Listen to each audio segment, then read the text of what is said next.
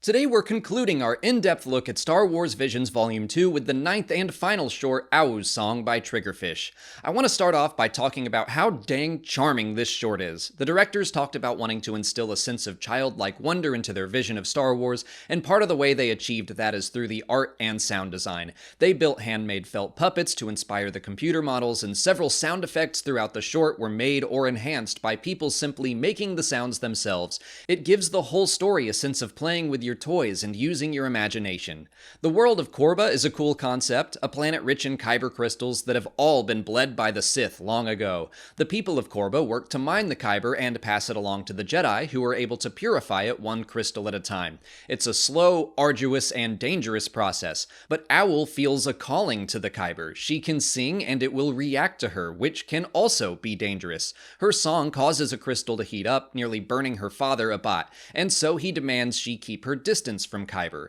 Their family dynamic is great. He loves her and wants to keep her safe. I'm not a parent, but I imagine that as your children want to experience more and more of the world, it would be easy to only see the dangerous parts of it. Obviously, every parent wants their child to be safe, but you can't completely shelter them from everything that might cause them harm, especially if you are stunting their own personal growth.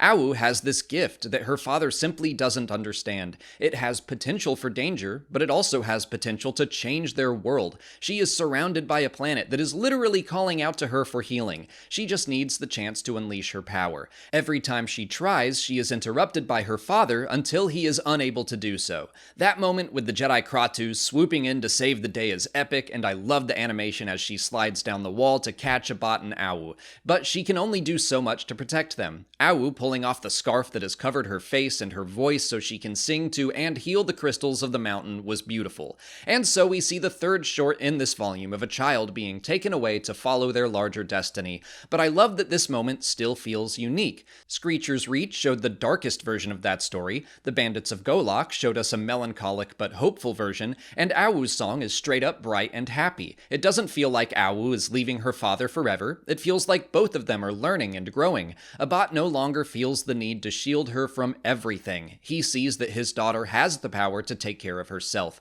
and Au heads off into the galaxy to learn more about herself, but I absolutely think she will return and see him often. Like I said, this one is incredibly charming and happy, and I love that the whole collection ends on such a happy note, especially since we started things with some darker stories like Sith and Screecher's Reach, and the second short is still my favorite of the bunch because of its surprising darkness, but I also want to see the alternate take within Visions as well. Au's song is a bright and hopeful reminder to use your voice confidently for the good of others.